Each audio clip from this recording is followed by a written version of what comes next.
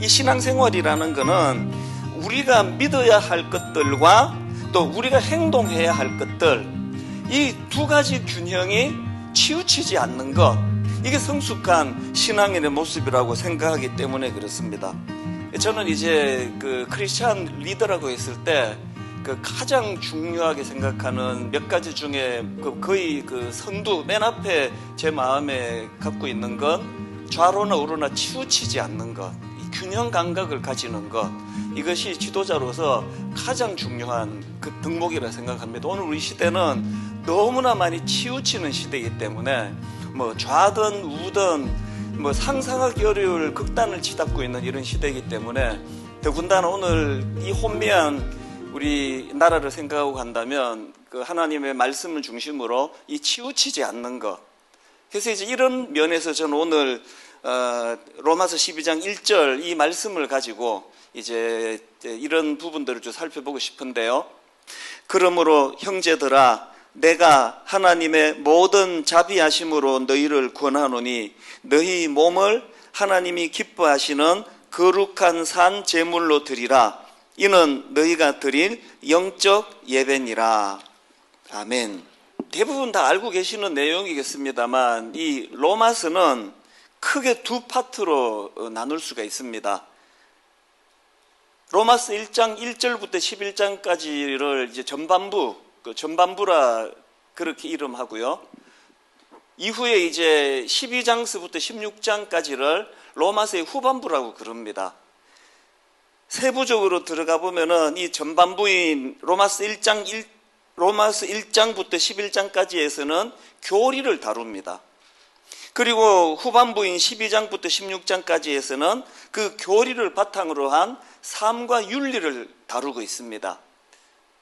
좀 더 쉽게 설명을 드리자면 이 로마서의 전반부는 우리가 믿어야 할 것들, 우리가 믿어야 할 내용들을 다루고 있다면 후반부는 우리가 해야 할 일들, 이걸 다루고 있는 분류라고 그렇게 말씀을 드릴 수가 있습니다. 제가 왜 이 설명을 이렇게 장황하게 드리는가 하면은 제가 아까 균형에 대해서 말씀을 드리지 않았습니까? 이 신앙생활이라는 거는 우리가 믿어야 할 것들과 또 우리가 행동해야 할 것들, 이 두 가지 균형이 치우치지 않는 것, 이게 성숙한 신앙인의 모습이라고 생각하기 때문에 그렇습니다. 이런 맥락으로 이제 방금 읽어드렸던 본문 로마서 12장 1절을 보시면은 이 로마서 12장은 이제 전반부가 끝이 나고 후반부의 문을 여는, 후반부를 시작하는 그 말씀이 로마서 12장 1절이라고 그렇게 말씀드릴 수가 있는데요. 로마서 12장 1절이 이렇게 시작합니다. 그러므로 형제들아, 이 로마서 11장 1절에 나오는 이 그러므로라는 이 접속사가 엄청나게 중요한 의미를 가지고 있습니다. 어떤 의미겠습니까? 아까 전반부와 후반부를 가르는 것이 로마서 11장까지와 또 12장부터라 말씀드렸는데요. 그런 맥락으로 보면은 이 12장 1절에 나와 있는 이 그러므로는 하나님이 우리를 위하여 행하신 일들에 대하여 우리가 어떻게 반응할 것인가를 연결하는 가교, 이게 그러므로예요. 우리 신앙생활이 이 로마서 1장부터 11장까지 갇혀있는 신앙인이라고 한다면 너무나 무기력하기 짝이 없는 이론만 무성하게 하는, 입만 살아있는, 우리 흔히들 비판받는 게 그거 아닙니까? 그러니까 머리로 모든 걸 다 알고 있습니다. 1장부터 11장까지를 다 꿰고 있는데 그 안에만 갇혀 있는 것은 모든 걸 이론으로, 논리로, 지식적으로 이렇게 치우치게 되는 우를 범하게 되는 거고요. 그런가 하면은 1장부터 11장까지는 별로 중요하지 않고 우리 할 일, 12장부터 16장까지가 중요한 거지, 이렇게 강조를 한다면 그건 또 반대편으로 치우치는 겁니다. 그래서 남의 장례식 가서 실컷 울고, 근데 누가 죽었어요? 이런 우스운 이야기들을 제 어릴 때부터 늘 예수 믿는 사람들을 향해서 비아냥거리면서 이런 이야기들 많이 했거든요. 그게 1장부터 11장까지 교리, 또 하나님이 우리를 위하여 행하신 일, 이런 거에 대한 거는 약하고 그저 내가 이게 가치 있는 일이고 또 이게 빛나는 일이기 때문에 내가 이런 삶을 산다는 것만 강조를 한다면 그것도 치우치는 거라는 사실입니다. 제가 이 말씀을 쭉 묵상을 하면서 제 자신이 참 되게 부끄러워. 뭐냐 하면은 저는 모태신앙인이거든요. 그래서 어릴 때는 로마서 1장부터 11장까지밖에 없었습니다. 성경이 그것밖에 없었습니다. 그래서 저는 또 굉장히 엄격한 보수 교단에서 자랐기 때문에요. 주일날 돈 쓰면 안 되고, 당연히 버스 타면 안 되고, 당연히 아무리 배가 고파도 저녁 예배 들어가기 전에 짜장면 같은 거 사 먹으면 안 되고, 그게 저에게 막 어마어마하게 중요한 가치였습니다. 그래서 한 40분 거리를 아침 한 7시, 8시 집에서 출발해서 걸어서 교회에 가서 하루 종일 이제 대학교 다닐 때는 성가대도 하고 주일학교 교사도 하고 그렇게 하고 이제 점심이 되면은 교회에서 한 2젓가락 하면 없어질 작은 양의 잔치국수를 제공을 받고 그리고 오후에 이제 대학부 들어가고 그리고 이제 저녁 7시 예배를 이제 드리러 가야 되는데 밥 한 끼 먹자고 왕복 80분 거리를 갈 수는 없지 않습니까? 그래서 이제 밥을 굶고 예배에 들어가면요. 하여튼 말씀이 전혀 집중이 안 되고 제가 제일 좋아하는 설교는 짧게 하는 설교예요. 빨리 설교를 끝나고 집에 가서 밥을 먹어야 되기 때문에 저녁 예배 때 말씀에 집중해 본 적이 거의 없습니다. 그럼에도 불구하고 로마서 1장부터 11장에 집중했기 때문에 나는 밥을 굶고라도 예배에 참여해야 된다는 이 거룩한 사명감 때문에 그리고 이제 어쩌다가 옆에서 짜장면 냄새를 풍기는 성도가 앉아 있으면 그날은 분노로 이 지옥 갈 인간이 내 옆에 앉아 있는 것 때문에 절대로 은혜를 받을 수가 없었습니다. 계속 그 분노 때문에. 그게 11장까지 갇혀있는 삶의 모습이라는 걸 전혀 몰랐거든요. 그러다가 이제 신학교를 들어가 보니까 이게 로마서가 16장까지 있더라고요. 그래서 하나님이 우리에게 행하셨던 또 교리, 우리에게 요구하시는 이 모든 것들을 잘 아는 것도 중요하지만 12장 1절에 그러므로라는 이 사다리를 타고 우리가 그 은혜에 감격해서 해야 될 일들에 대하여 이게 고작 저녁 굶고 예배 들어가는 거, 버스 안 타는 거, 그리고 옆에 누가 어디 가서 밥 사 먹고 오는 사람에 대하여 울분을 가지고 그 사람을 정죄하는 거, 이런 것만이 신앙이 아니라는 걸 알게 되고, 그래서 이제 그러므로라는 사다리를 타고 12장부터 16장까지의 즐거움을 계속 제가 누렸는데 뭐가 부끄러운가 하면은요. 어릴 때 그런 치우친 신앙생활은 어려서 그렇기 때문에 부끄럽지 않습니다만 이제 목사 31년 차 제법 규모가 있는 교회 목사가 되면서 제가 보니까 또 12장 1절에 그러므로라는 사다리를 제가 잃어버린 거더라고요. 여전히 정죄하고 여전히 판단하고 다시 어린 시절로 되돌아간 것 같은 이런 느낌이 드는 겁니다.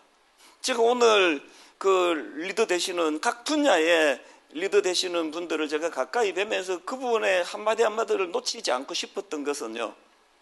이런 삶의 균형을 가지고 있는 그런 지도자들 또 그런 어른들이 필요한 이 시대이기 때문에 우리는 하나님 앞에서 내 삶에 내 신앙에 로마서 11장 1절에 사다리가 있는 건가? 이 그러므로라는 사다리가 있는 건가? 이 점검해 보셔야 된다는 겁니다. 그 교육 전문가로 제가 알고 있는데 토니 와그너라는 분이 한 말을 저는 메모해 놓고 저 자신을 점검합니다. 토니 와그너가 무슨 말을 했냐 하면은 세상은 당신이 무엇을 알고 있는지 관심이 없다. 오로지 당신이 아는 것으로 뭘 할 수 있는지가 중요하다. 한 번만 더 읽어 드릴까요?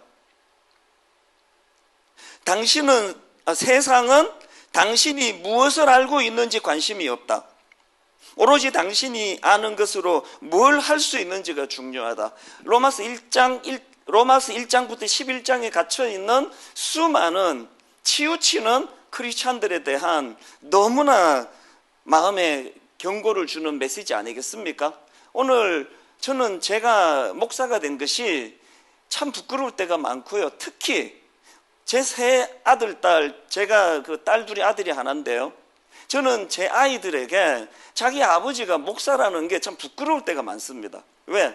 온 주변의 시선이 이 목사라는 건 1장부터 11장에 갇혀 사는 사람으로 정죄를 당하는 시대 아닙니까? 입만 살아있는. 제 처남이 오래전의 일인데요. 지금은 이제 믿음이 좋아졌지만 결혼을 딱 했는데 20대 애띤 처남이 자기 누나한테 이런 말을 했대요. 자기는 그 목사님들은 주 7일 중에 하루 일하고 먹고 사는 사람인 줄 알았대요. 그 얘기를 제 아내에게, 자기 누나에게 전해 들은 이후로요, 믿음 없는 우리 처남에게 주 7일 중에 하루 일하고 먹고 사는 사람으로 비치지 않기 위하여 얼마나 노력을 했는지 모릅니다. 그 젊은 아이들 눈에 비춰지는 목회자가 어떻게 하루 일하고, 제가 우리 처남에게 기어이 듣고 싶은 말이, 그 목사님들은 주 7일을 일하시는군요. 아직까지 못 듣고 있습니다, 그 얘기를. 토니 와그너의 말을 한 번 더 제가 읽어드릴까요? 세상은 당신이 무엇을 알고 있는지 관심이 없다. 오로지 당신이 아는 것으로 뭘 할 수 있는지가 중요하다. 로마서 12장 1절에 이 사다리를 타고 하나님이 우리에게 행하신 그 수많은 것들을 알게 되었다면 그 알미, 12장의 걸음으로의 사다리를 타고 삶이 알무로 연결이 되는 이 가교가 있어야 더 이상 이런 비아냥거림을 당하는 목회자, 그런 크리스찬, 그 부끄러운 자리를 피할 수 있을 거 아니겠습니까? 야고보스가 바로 이 로마서 12장 1절에 걸음으로의 사다리가 얼마나 중요한가를 반복하며 강조하는 성경 아니겠습니까? 야고보서 2장 17절, 이와 같이 행함이 없는 믿음은 그 자체가 죽은 것이라. 야고보서 2장 26절, 영혼 없는 몸이 죽은 것 같이 행함이 없는 믿음은 죽은 것이니라. 야고보서 2장 20절, 헛한한 사람아, 행함이 없는 믿음이 헛것인 줄을 알고자 하느냐. 저의 부끄럽고 부끄러운 대학 시절에 로마서 1장부터 11장에 갇혀가지고 나는 주일날 돈 안 써요. 나는 주일날 공부도 안 해요. 나는 주일날 아침 7시부터 저녁 8시까지 난 교회에서 살면서 봉사하며 살아요. 그러면서 허구한 날 기쁨은 하나도 없고 왜 식당 가서 밥 먹고 오는데요? 왜 짜장면 내서 풍기면서 예배 드리는데요? 허구한 날 정주하면서 살았던 너무너무 미숙한 저의 대학생 시절이 오늘 여러분이 한국 교회 안에 끔찍하게 회개해야 될 대목이라고 생각하지 않으십니까? 그러므로의 사다리를 타셔야 돼요. 로마서가 아무리 교리를 강조하는 성경이라 할지라도 로마서는 1장부터 11장까지밖에 있는 성경이 아닙니다. 이게 첫 번째 제가 드리고 싶은 메시지고요. 그런가 하면은 또 하나, 12장 1절에서 그러므로 못지않게 우리가 놓치면 안 되는 포인트가 하나 더 있습니다. 자, 로마서 12장 1절 한 번 더 읽어드리겠습니다. 그러므로 형제들아, 내가 하나님의 모든 자비하심으로 너희를 권하노니 너희 몸을 하나님이 기뻐하시는 거룩한 산 제물로 드리라. 이는 너희가 드릴 영적 예배니라. 놀랍게도요, 로마서 12장 1절에 그러므로의 사다리를 타고 우리가 그 은혜를 생각하며 우리가 해드려야 될 수많은 것 중에 첫 번째로 나오는 것이 예배라는 사실입니다. 우리가 해드릴 가장 소중한 것이 예배인데, 그 예배와 연결된 제가 주목하는 메시지가 이겁니다. 내가 하나님의 모든 자비하심으로 너희를 권하노니. 세번역 성경으로 보니까 하나님의 자비하심을 힘입어 이렇게 번역을 하더라고요. 우리가 은혜를 생각하며 해드려야 될 가장 먼저 이 산 예배를 포함해서 16장까지 내내 나오는 우리가 해드려야 되는 그 모든 일들은 하나님의 자비하심 없이는 불가능한 일들이라는 걸 기억해야 한다는 것입니다. 그래서 그 미국의 유명한 그 존 파이프 목사님의 책에 보니까 이런 표현이 있더라고요. 하나님의 자비하심 위에 삶을 세워라. 하나님의 자비하심 위에 삶을 세워라. 또 고린도후서 1장 3절에도 보면은 찬송하리로다 그는 우리 주 예수 그리스도의 하나님이시요 자비의 아버지시요 자비의 아버지시요 모든 위로의 하나님이시며, 저는 이 자비의 아버지 되시는 그 하나님을 기억하면서 하나님의 이 자비하심 위에 우리 삶을 세워야 된다는 것. 근데 여러분 여기서 한 가지, 이 자비하심, 이게 그 헬라어로 보면은 이 복수로 되어 있습니다. 그래서 우리말 성경에는 모든 자비하심 이렇게 번역을 했는데, 이 헬라어 그대로 더 가깝게 번역을 하면은 자비하심들 이렇게 되어 있습니다. 이게 왜 복수로 나와 있을까요? 이게 왜 복수로 나와 있냐 하면은 하나님의 자비하심이 우리 삶 모든 영역에, 전반적으로 모든 영역에 이 하나님의 자비하심이 이 관통되어야 된다는 그런 의미로, 제가 이 말씀을 묵상하면서 지나온 저의 삶을 돌아보면은 이 자비하심이 저의 삶의 모든 영역에, 저의 가정생활에, 저의 목회에, 저의 대인관계에, 저의 모든 삶의 영역에 이 하나님의 자비하심이 관통되지 않은 것이 없더라는 거예요. 이 두 균형을 아시겠습니까? 11장에 같이 있으면 안 되고 12장의 사다리를 타고 우리가 해야 할 일들에 관심을 가지면서 우리가 해야 될 사명을 감당해야 되는 것이 한 가지 균형이라면, 또 한 가지는 그 모든 내가 하는 그 행위는 하나님의 자비하심으로, 십자가 은혜로. 그래서 사도 바울이 계속 강조하지 않습니까? 내가 아니라 그분의 은혜라고. 이게 자비하심이거든요. 조금 전에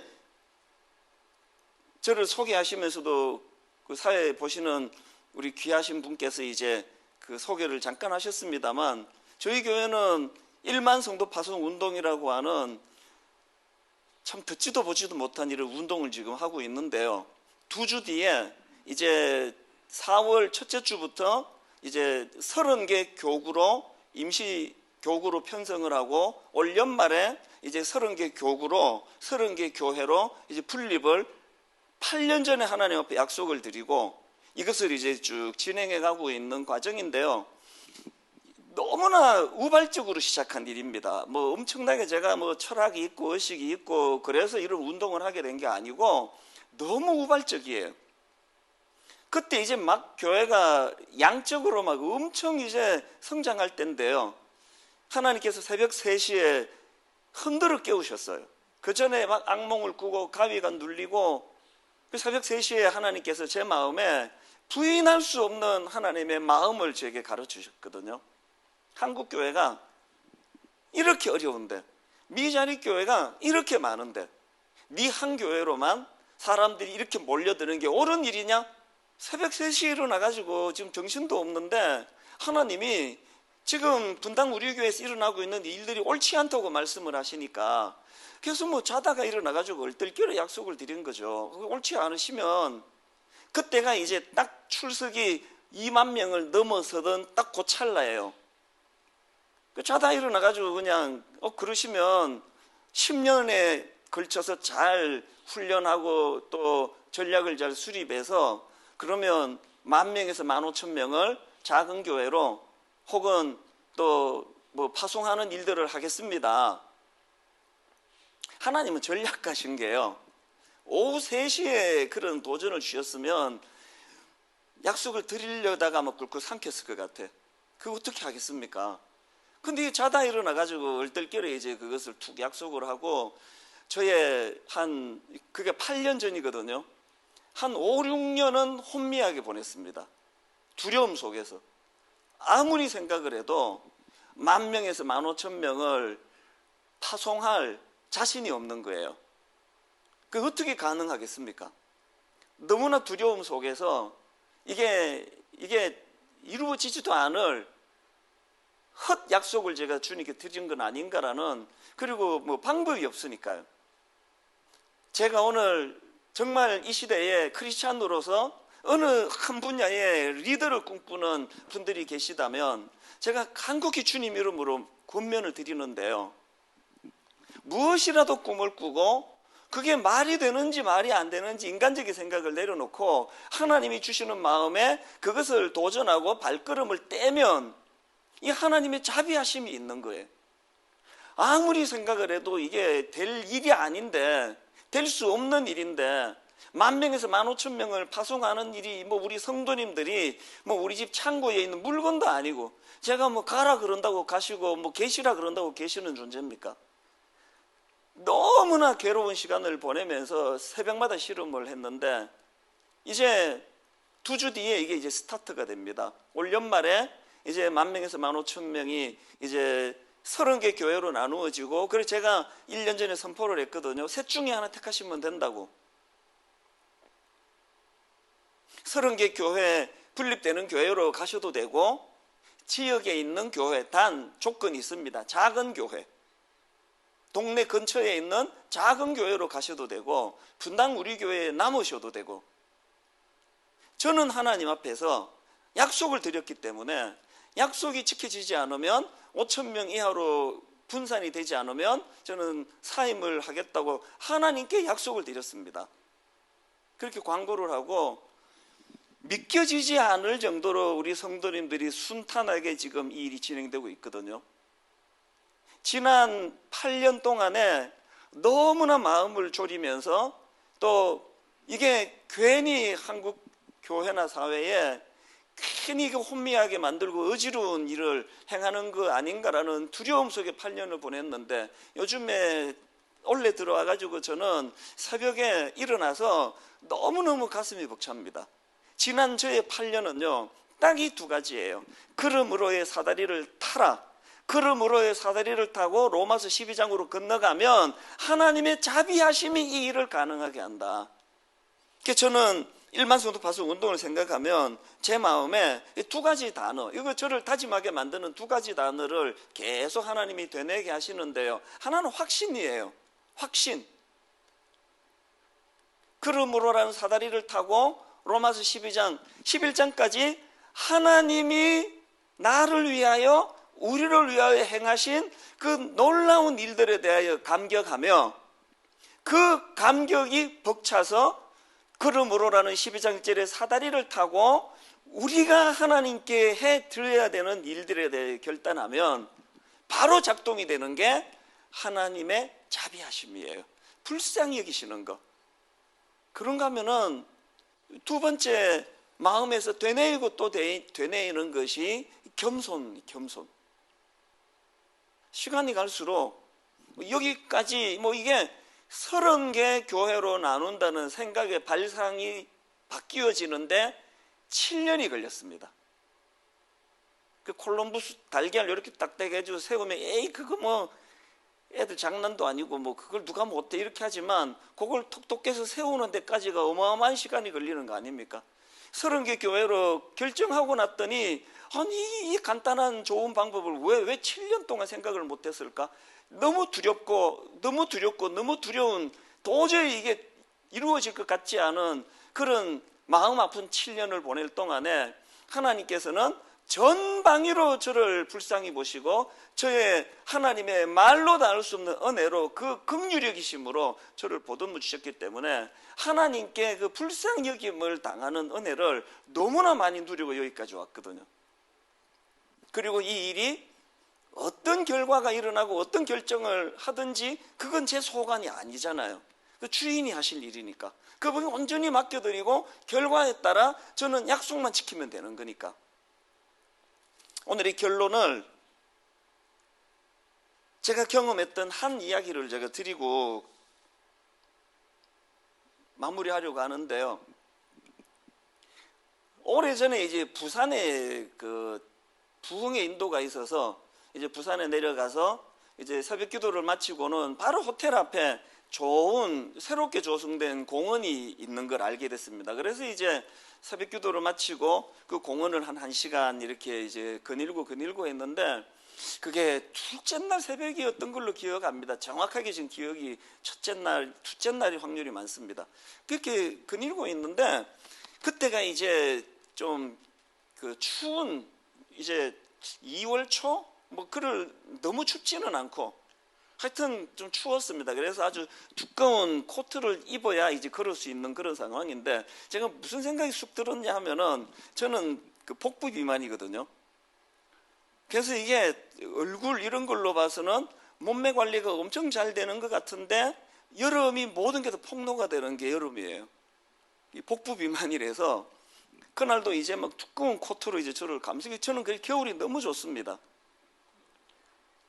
공원을 거닐다가 무슨 생각이 드는가 하면, 내가 아무리 복부 비만이라 그래도 에이 그 팔뚝을 보니까 아니라고 안 믿는데요.